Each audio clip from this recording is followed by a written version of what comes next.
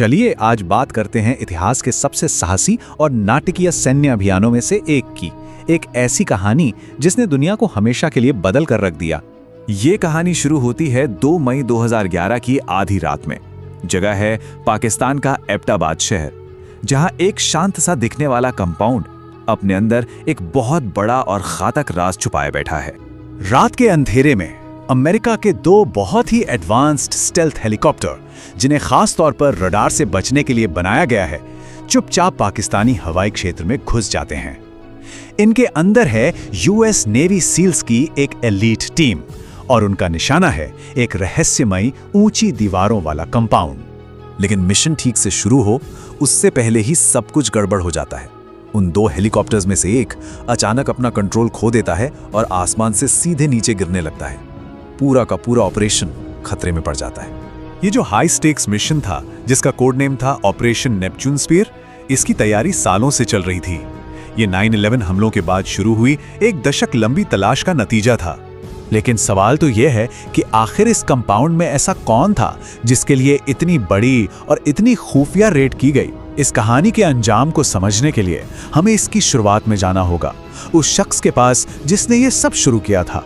Target था Usama bin Laden, और America के साथ उसकी दुश्मनी 1 दशक से भी ज्यादा समय से पनप रही थी। खाड़ी युद्ध के दौरान जब अमेरिकी फौजों ने सऊदी अरब की जमीन पर डेरा डाला, तो बिन लादेन को लगा कि ये उसकी जमीन का अपमान है।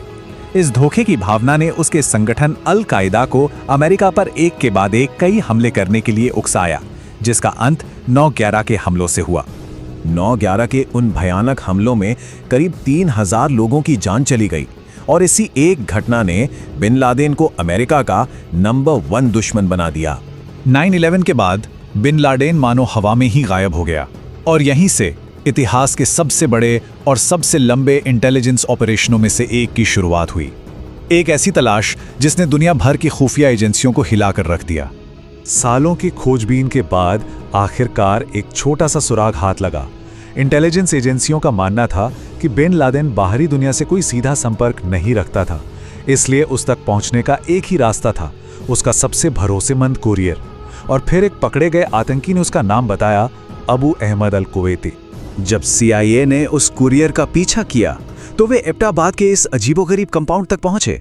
सोचिए, 18 फुट ऊंची दीवारें, घर का कचरा बाहर फेंकने के बजाय अंदर ही जलाया जाता था, और सबसे अजीब बात, 3री मंजिल पर कोई रहस्यमयी शख्स रहता था, जिसकी बालकनी पर भी 7 फुट ऊंची दीवार थी। ये सब साफ संकेत थे कि अंदर कोई बहुत ही खास शख्स छिपा हुआ है।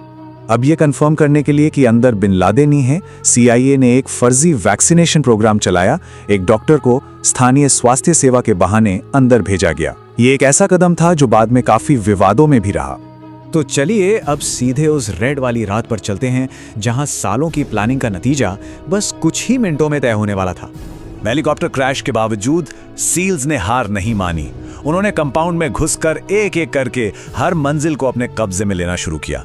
रास्ते में आने वाले हर खतरे को खत्म करते हुए वो अपनी मंजिल की ओर बढ़ते रहे। घने अंधेरे में एक सील ने एक बहुत ही चालाक चाल चली। उसने अरबी में बिन लादेन के बेटे खालिद का नाम फुसफुसाया। जैसे ही खालिद ने यह देखने के लिए बाहर झांका कि उसे कौन बुला रहा है, उसे वहीं मार गिराया गया।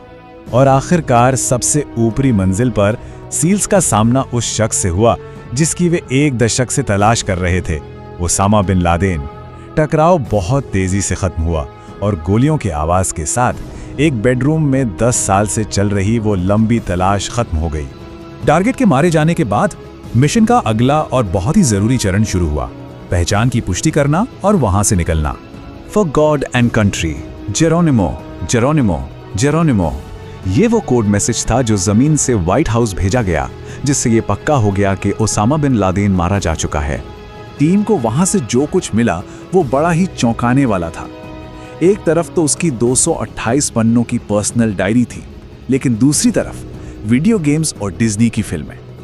ये एक ऐसे शख्स की तस्वीर थी जो दुनिया को तो बदलना चाहता था, लेकिन खुद एक अजीब और अलग थलग दुनिया में जी रहा था। अब अमेरिका के सामने एक बहुत ही मुश्किल और संवेदनशील सवाल खड़ा था। दुनिया के सबसे वांटेड आदमी की लाश का क्या किया जाए? ये एक ऐसा फैसला था जिसके परिणाम बहुत दूर तक जा सकते थे। अधिकारियों के पास 2 मुख्य विकल्प थे। अगर जमीन पर दफनाते तो खतरा था कि वो जगह एक तीर्थ स्थल न बन जाए, जैसा सद्दाम हुसैन के साथ हुआ था। वहीं समुद्र में दफनाने से कोई एक तय जगह नहीं होती जिससे इस समस्या से बचा जा सकता था। और आखिरकार उसामा बिन लादेन को समुद्र में दफनाने का ही फैसला किया गया। उसके शव को यूएसएस कार्ल विंसन जहाज पर ले जाया गया, जहां इस्लामी रीति रिवाजों के बाद उसे अरब सागर में दफन कर दिया गया।